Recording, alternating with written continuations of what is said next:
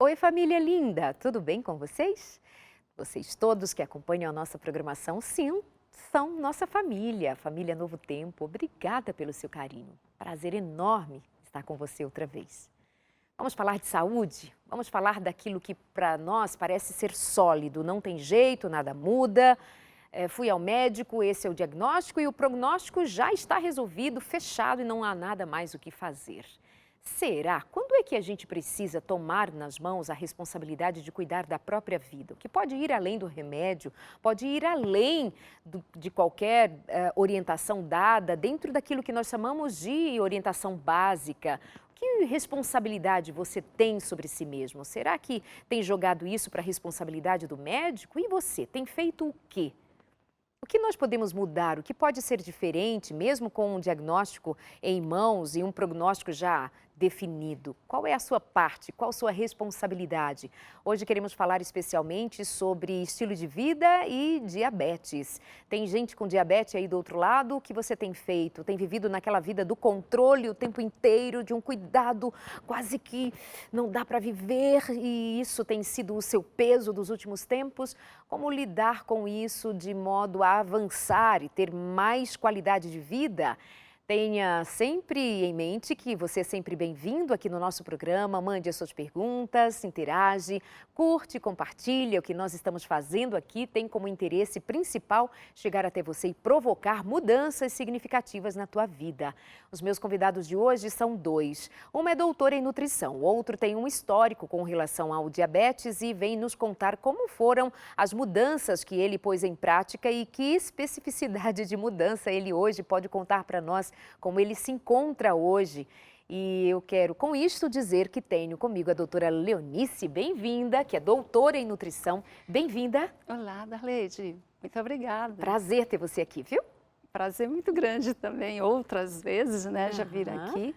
E quem está nos ouvindo, de certeza, vai tirar muitas dúvidas.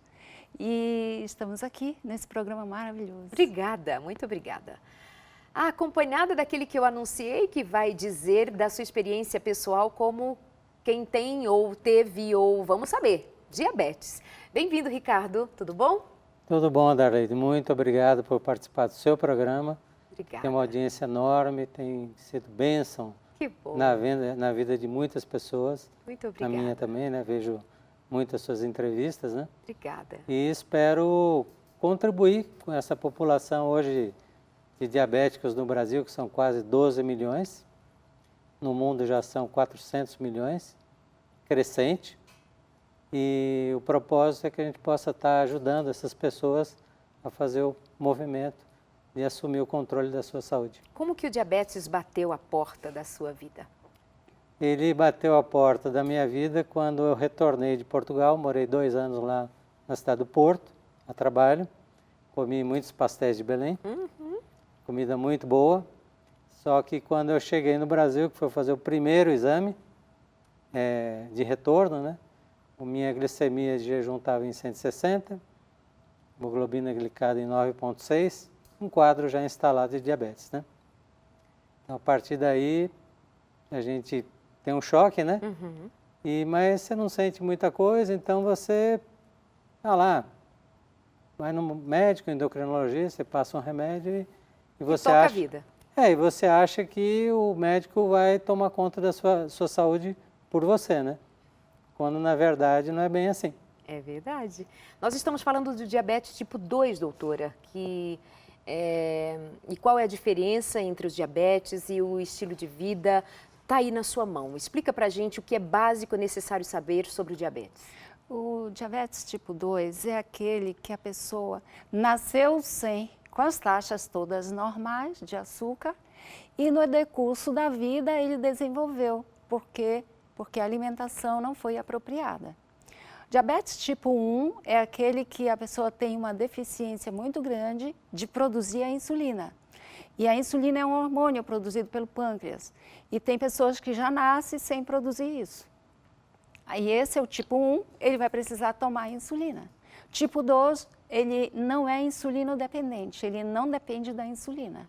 Depende única e exclusivamente de correção nos hábitos alimentares e fazer o controle devidamente em casa e com a ajuda de algum profissional. Mas se, no caso, ele for buscar o profissional para que o profissional tome conta da vida dele, não dá muito certo. Porque depende, basicamente, dele consumir uma alimentação ideal. Fazendo essa mudança no estilo de vida, alcança-se qualidade de vida, mas o diabetes persiste, continua, vai ser necessário apenas controle? Como funciona? A ciência diz que uma vez diabético, para sempre diabético. Porém, nós já temos estudos mais recentes mostrando que quando você faz correção dos hábitos alimentares, os níveis, a taxa, volta ao seu nível normal. E aí eu posso dizer que taxa de açúcar em nível normal no corpo está curado. Não é? Não é? É. Então, A normalizou, lógica seria está curado. Não é? Agora, pensar que vai curar apenas tomando a medicação, não vai curar nunca. Mas se pensar em tratar com a alimentação, vai normalizar sempre. Vai manter normal, o equilíbrio sempre. Aí nós vamos entrar num ponto, ou chegar nesse ponto que é assim crucial, que é administrar a alimentação. Por quê? Porque quando a pessoa apenas se firma uma âncora na medicação, ele fica achando que ele pode comer tudo e porque toma medicação. E, na verdade, isso é uma farsa muito grande. Tem que corrigir a comida, que há uma grande probabilidade de ir parando com a medicação, até porque se ele faz exercícios físicos e come a comida certa, muda muito o aspecto das reações químicas no organismo. Uhum. Como foi com você, Ricardo? Comigo foi a partir do momento que eu comecei a controlar a alimentação, como a doutora falou, né? Eu já comecei a notar alguns resultados. Mas assim, eu mudava a alimentação baseado em alguns conhecimentos, informações que você tira da internet, que não era muito consistente, né? E você sempre tem a tentativa e erro, né? E você vai buscando, até que eu conheci a Igreja Adventista, né? E me foi apresentado um livro, né? Que chama How Not to Die, é Como Não Morrer de... E é de um médico norte-americano que conta a história da avó dele, que fez a cura das doenças cardiovasculares dela através de alimentação baseada em plantas. E nesse livro ele cita 14 tipos de doenças, uma delas é o diabetes. Aí eu devorei o livro, comprei o livro, li todo, li mais 8 livros relacionados ao diabetes, né? E fui seguindo as orientações. Então, assim, alimentação baseada em plantas, mas com baixo índice glicêmico. Uhum. Porque, às vezes, a alimentação baseada em plantas, por si só, se você consome alimentos de alto índice glicêmico, não vai corrigir o seu problema. Então, tem sido uma jornada de descobrir novos alimentos. No primeiro momento, então, o que foi a tua barca de salvação foi a informação com profundidade, não somente a superficial dos blogs ou dos sites de revista, enfim, você foi buscar maior aprendizado sobre isso. Quando trazemos temas desta ordem, você pode pensar, mas o programa não é para falar de família, não é para falar de relacionamento? Sim, mas se você prestar atenção, em todo o curso do meu trabalho aqui, eu tenho a preocupação de trazer temas como este, porque os indivíduos que estão com qualquer enfermidade, qualquer dificuldade da ordem física, também pode ser desenvolvido qualquer dificuldade a mais da ordem emocional. A família toda é afetada, uma família que tem em casa pessoas com diabetes, ela é afetada como um todo, é preciso fazer uma comida diferenciada, é preciso pensar neste indivíduo na hora de fazer uma confraternização, uma festa, enfim, isso é assunto de família, isso é tema de família. E vale dizer para toda a família, para todos os aspectos que envolvem necessidades nossas, que é preciso buscar informação. Então, eu espero estar oferecendo para você hoje, mais uma vez, boa informação que te leve a tomar decisões positivas para que você alcance melhores resultados e um novo estilo de vida. Então, a primeira coisa que Ricardo faz é ir buscar informação adequada e com maior profundidade. Isso faz toda a diferença, não é, doutora? No que diz respeito, por exemplo, à alimentação, alguém já pode pensar, bom, então é só não comer alimento X ou Y, e então isso deixar de comer determinados alimentos é suficiente? Num tempo em que, ou num lugar, ou numa vida em que nós fomos ensinados a comer pão pão branco, desde pequenininhos, ensinados a ter a recompensa na vida por meio dos açúcares, dos doces, dos biscoitos recheados, dos refrigerantes, do arroz branco, da farinha branca, é o nosso dia a dia. Como é que se tem segurança de fazer mudanças enfrentando uma barreira como essas? Então, diabetes é um erro no metabolismo do carboidrato que se come, e do carboidrato tem 2 tipos, tem o simples e o complexo. Também um erro no metabolismo das proteínas e das gorduras. Então, o carboidrato que se come do pão, do macarrão, isso vai gerar açúcar dentro do nosso organismo. E como ele bem procurou, né, ele andou sapeando, buscando ver quais são os alimentos com baixo índice de glicemia. O índice glicêmico no alimento significa muito para um diabético, para ele entender que existem alimentos que entram, alimentos carboidrato, que entram e vão fazer uma festa muito rapidamente, porque gera muito rápido a glicose. Então, esse processamento imediato do carboidrato para gerar um nível de açúcar muito grande, a gente precisa estar atento. E quais os alimentos que não fazem isso no nosso organismo, que vão entrando nesse processo de transformação de carboidrato para minimamente a glicose, que é o açúcar que dá energia ao corpo. Esse processo aí de gerar glicose faz entendermos que precisa ser alimento que vai devagarzinho gerando essa glicose, essa energia, para você ter energia o dia inteiro. Porque não adianta você ter um alimento que imediatamente gera uma energia e rápido aquela energia apaga e precisa de novo e precisa de novo. Então você fica naquele eixo de alta produção, cai, produz de novo. Então existem alimentos que eles fazem isso.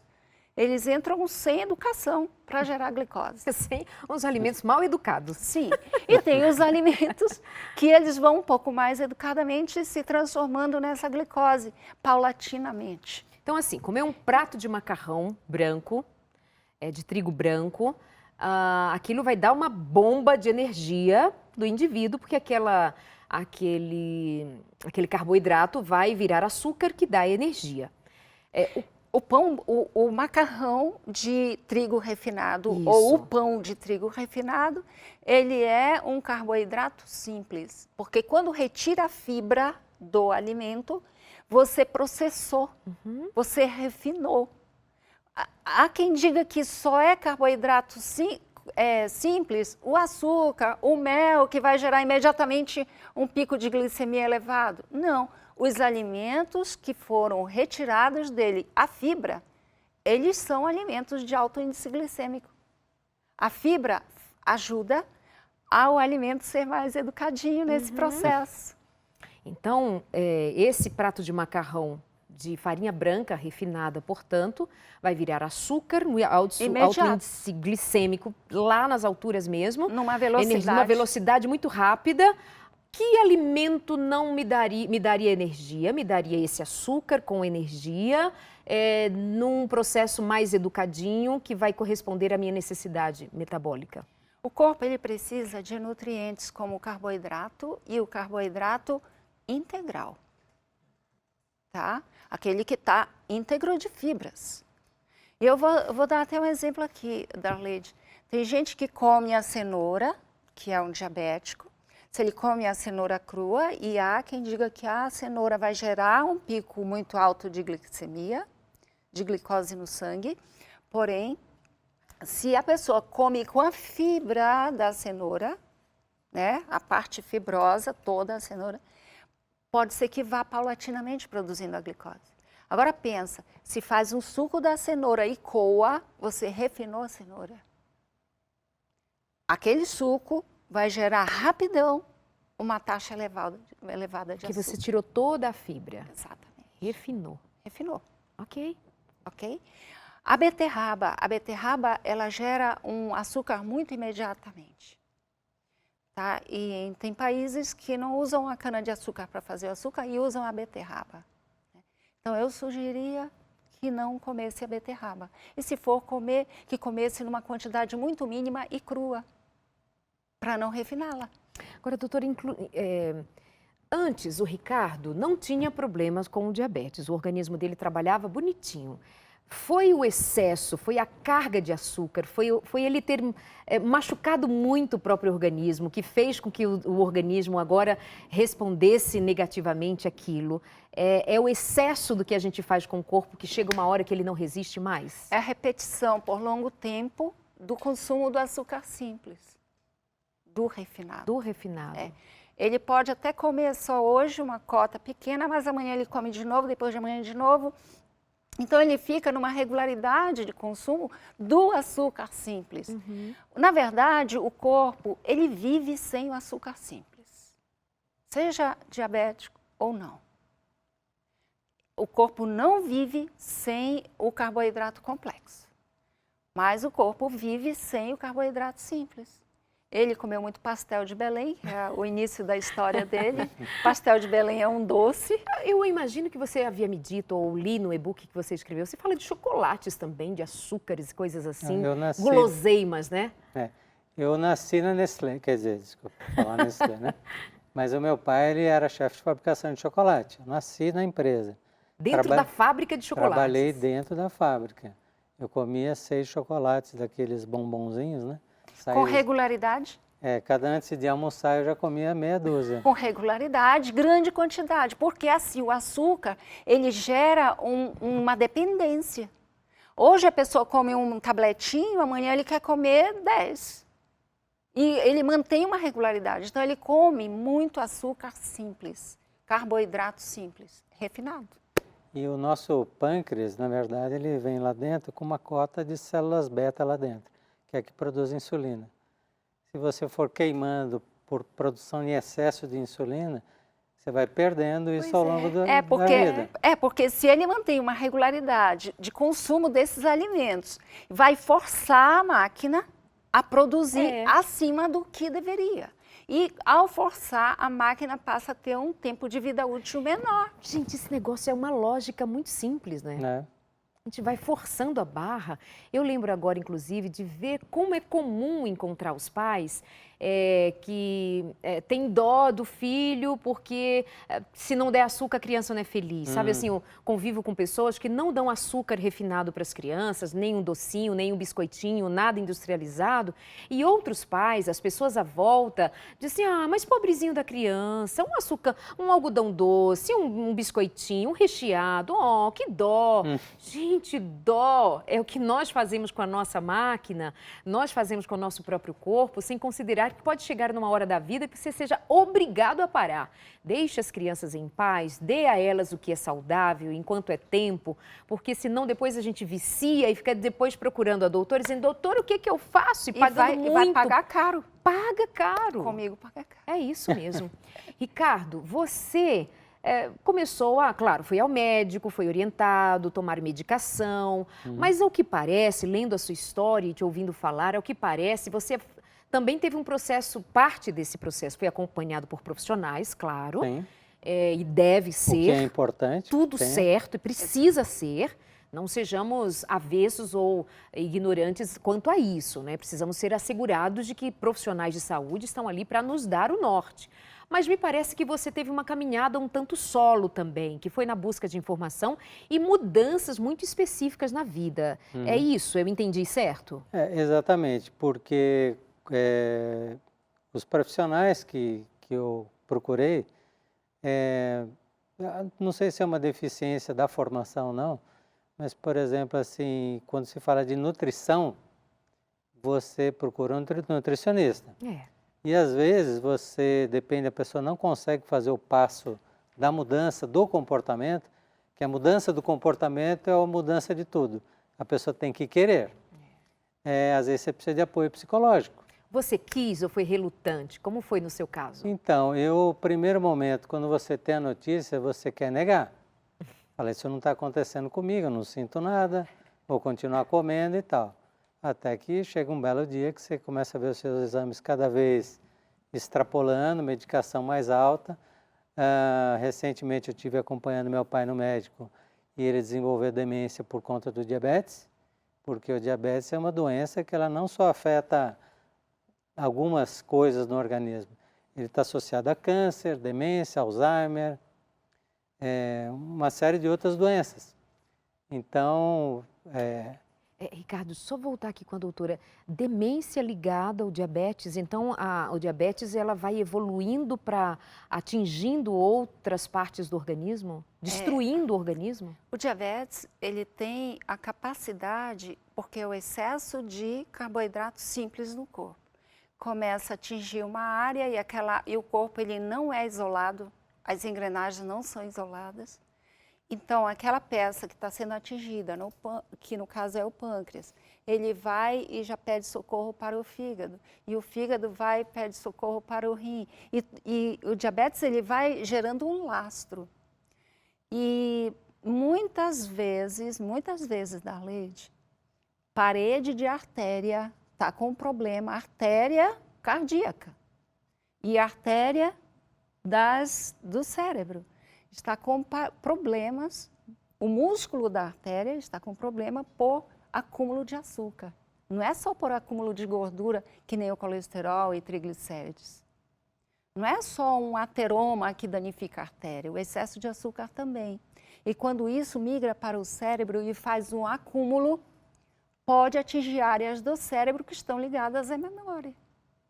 Uau, isso, a demência atingiu seu pai. Atingiu meu pai. Foi um diagnóstico que ele teve, que explicando para o neurologista dele, falou, isso aqui é resultado dos pequenos AVCs que ele teve, porque a pessoa quando tem picos de glicemia, ela tem desmaios.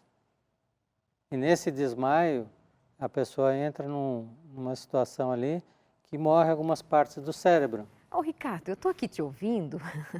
O Ricardo é engenheiro, né? Engenheiro mecânico e segurança. Mas ele fala como da área de saúde, Sim, ou seja, tem uma conhecimento. riqueza de conhecimento e vocabulário de fato aplicada, né? Sim. Interessante isso, mas vamos lá, estou gostando de ver. Porque assim, a área de engenharia ela me proporcionou um espírito mais investigativo e analítico, né?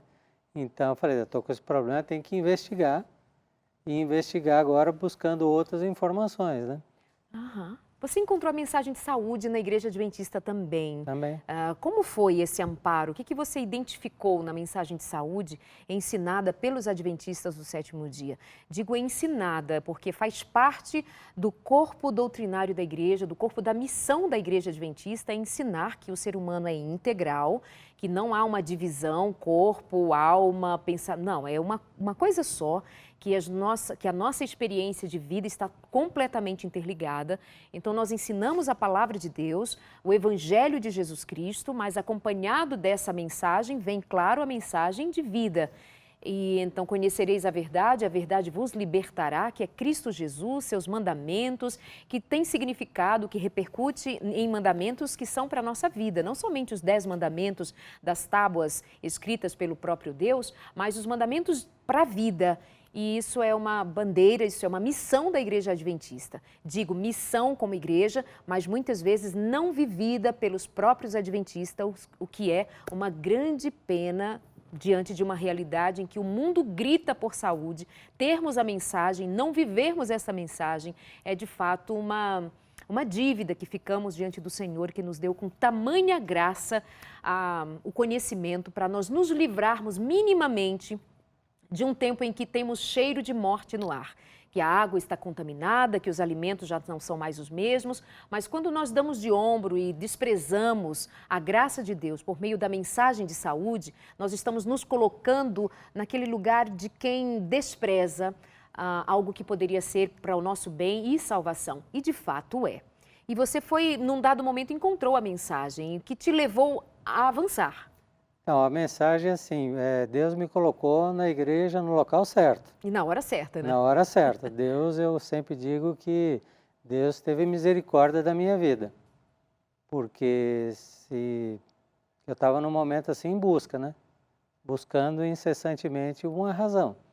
E foi que numa quarta-feira eu visitei a igreja adventista, fui no culto de oração, fui convidado para ir Um pequeno grupo? Num grupo, né? Aham. Estudar Apocalipse. Lá eu encontrei primeiro o caminho, que foi o livro Arnaud Chiudad, depois conheci os 8 remédios naturais, através de um congresso de saúde que teve em São José. E ali eu falei, nossa, ele vem, os 8 remédios naturais são fundamentais. Por quê? Porque o diabetes é uma doença que vem do estilo de vida.